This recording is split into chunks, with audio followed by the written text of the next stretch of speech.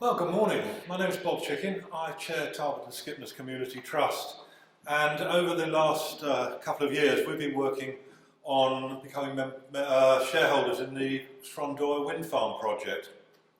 Not only have we gone through the tortuous windings of any community investment programme, but we've done so in tandem with the Tarbert District Development Trust as well, hopefully in the end to our mutual and long-lasting benefit.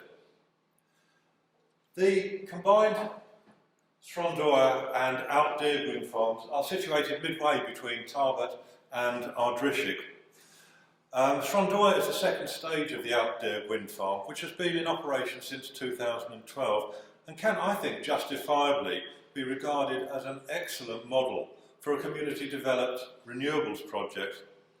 And the reasons we believe this to be the case are firstly that the Outdeer wind farm is owned locally. It's owned and controlled by the Ormsbury and Srondoire estates and their community partner, the Ardrisig Community Trust. If you take a look at the examples here, in 2011-12, the sum total of 7 local utility companies with a collective 137 megawatts of capacity to sell on the market paid out only 161,000 in community benefits. The following year, the first year of the Outdeer project, they paid out £166,000 in community benefit with only a 10 megawatt capacity, which goes to show how much you can benefit from a scheme like this. I think that, in addition to that, both main partners are local employers, local businesses, so they spend money in the area as well. I think that demonstrates why we found this a particularly attractive model for any form of community renewables development. So enough about Outdeer. What about Srondoire? Well, I think if you look at the figures up there, that shows that we're only buying into a 3-turbine wind farm, and yet we'll be getting 60% of the income that the 12-turbine Outdeer wind farm is getting, and on the same very wind-efficient chunk of hill. So what was the Srondoire offer to us? Well, basically they offered the two communities involved a 12th share apiece in the wind farm for a pro rata 1/12 share of the development costs, and that ownership will be there for the next 20 years.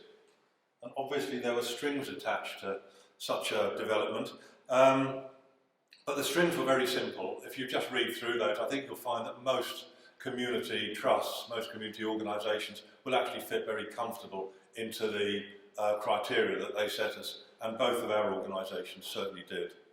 So what do we expect to be getting out of it? Well, this graph, the red figures show what we would have got had we gone down the road of the normal 5,000 megawatts, £5,000 per megawatt installed. The blue shows what we actually expect to be getting.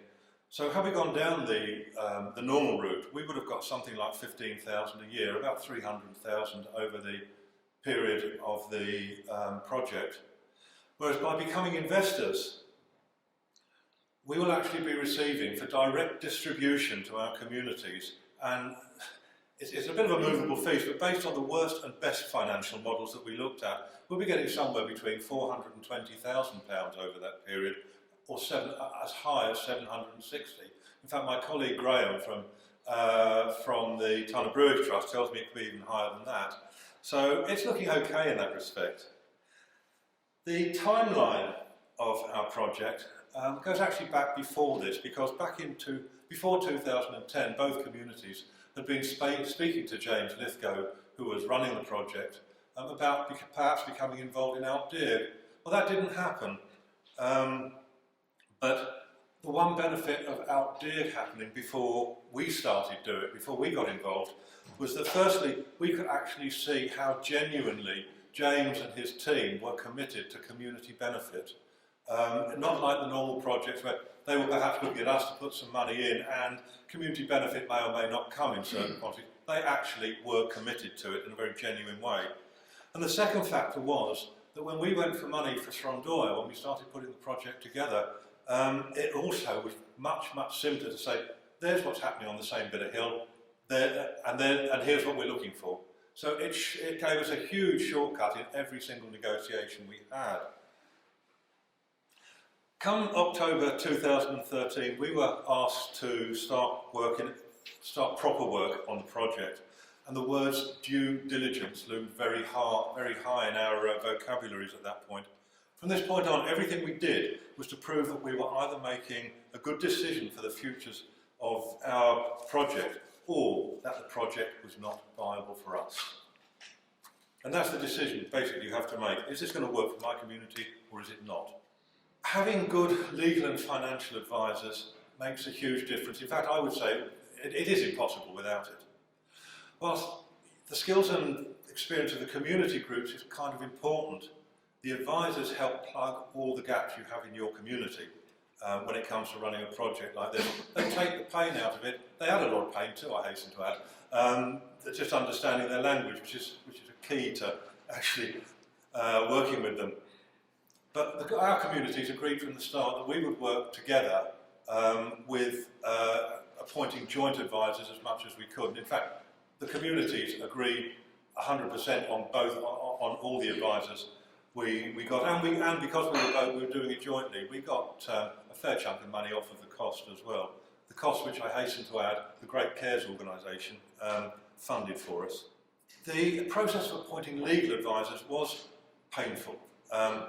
Because of our CARES funding, it was a downside to it, we had to use the Scottish Government's public funding or public procurement website, which meant that anybody who wanted to apply could apply. We got 10 bids in, varying very widely in quality and almost as widely in cost. It was a huge job evaluating them. But CARES listened to us, and they have now come up with a much, by the time we got to seeking financial advisors, they'd come up with a much better scheme, which basically pre-qualified the advisors. So we got a choice of advisors they'd already vetted, and that made things an awful lot simpler. Very early on, the Scottish Government Renewable Investment Fund, REIF, emerged as our likely funders. CARES helped us to identify a number of others, which we approached at an early stage. And it is important to approach it earlier, as I'll perhaps mention later on. Some weren't interested in us because of the relatively small amounts of money that we were looking for. Some didn't fit our requirements, and some just weren't suitable for what we were looking for because they wanted to deal with a wholly community-owned type of project rather than something that had other partners in it. As we went through the process, it became clear that REIF needed quite a bit of time to do their due diligence studies. Worth mentioning at this point that everybody you're involved with will do a due diligence study. The banks do a due diligence study on you and the project. Your partners do a due diligence study on you. We do a due diligence study on them, and that's why you need specialist advisors, because everybody is doing a due diligence study on one another. But when it's all over, you can be pretty confident that you've got a project that's going to work. What we did with REIF, we broke it down into two stages. We gave them time to complete their due diligence, but at the same time, we agreed with them that in the October-November of 2014, that they would give us the money. We agreed that, but the details we knocked about until January. And that allowed us to very precisely tailor the terms of the loan to what our communities could manage as the income comes in. One of the other things was we had agreed that our legal advisors would have sight of the main documentation and legal agreements in October again, because we needed to make sure that there was nothing in them that would give us problems securing funding. And at the same time, while we were getting the funding, we also needed to ensure that our communities were protected from, that had sufficient financial protection in there to ensure that there was nothing obvious that was going to screw up for us. And that happened. The only thing I think change that came about at that point, or during those discussions, was that the original concept of the main promoters was that we would be able to go to board meetings and speak, but we wouldn't have any voting right. But at the end of negotiations, we had negotiated one board member for the two communities, and they would have full voting rights as any other director would. which I think was a major achievement. And also, of course, recognising the community's contributions to what was going on. At this time, for the communities, it was really, negotiations were going on a daily basis, virtually, over quite a long period. I think maybe 3 months, something like that.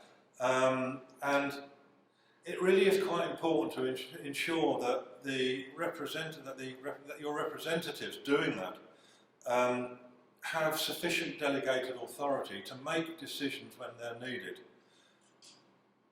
Also making sure that they tell everybody that they've made that decision as well, of course, because you have, in our case, we each had a renewables company to answer to. That's our own individual vehicle for dealing with the funding. And we also had our trusts to answer to. So that involved us in quite a lot of communications, and that's important. Communications is absolute key. During much of this process, my opposite number in Tarbert took the lead. Because A, he lived down that way, B, he has a vast financial expertise and previous experience of working with the developers.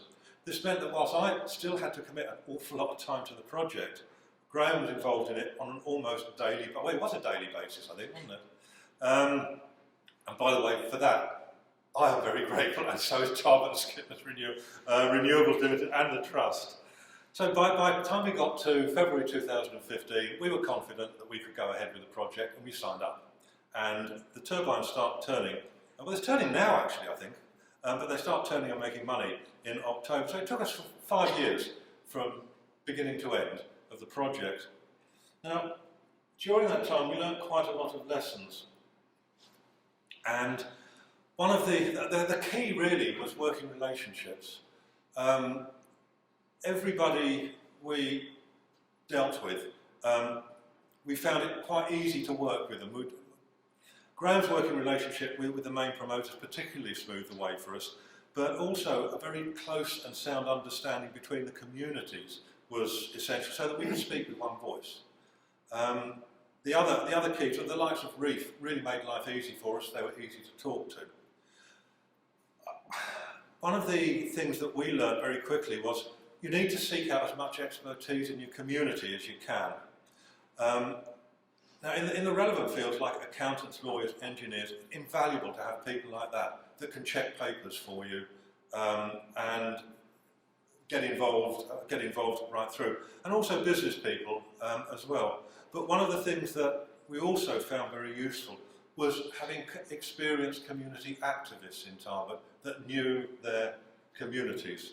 Now, community engagement before, during and after the negotiations is absolutely essential so far as we were concerned, because if you don't inform the community that you're doing it for, the rumour machine starts working, and then you have to cope with problems that at that stage you really don't need.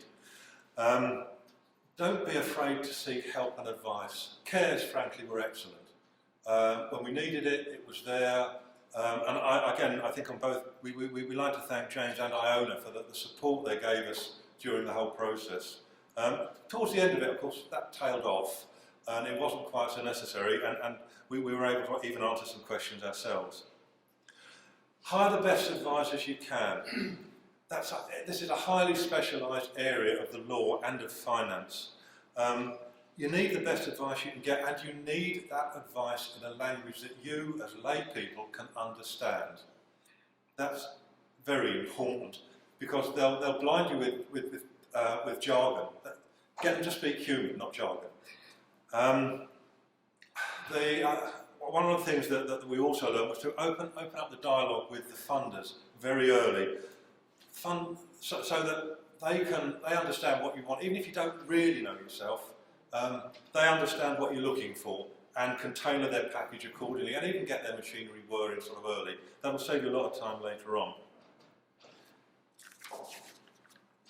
I can't reiterate enough that having a community plan in place is essential to demonstrate to lenders, grant funders and your partners in the project that this hodgepodge of individuals, weird individuals who turn up in a banker's office looking for money, actually are able, they know their community's needs, and they're able to deliver for and to the community on behalf of the project. I came to one of these meetings, one of these events last year, and I learned an awful lot from it. It was particularly useful to get the views of others who've been down the road before. The main thing that I took back from this workshop is that you really need to think about what you're going to use the money for, how the methodology you're going to use for divvying it out, and the criteria. Your community plan will tell you the criteria by which you're going to do it, because your community plan has aims in it, and those are the aims that you should be putting the money into. In Tarbert, we've very much decided that our key priorities will be to create investments and infrastructure that will continue to benefit the community long after the turbines stop turning. Thank you very much.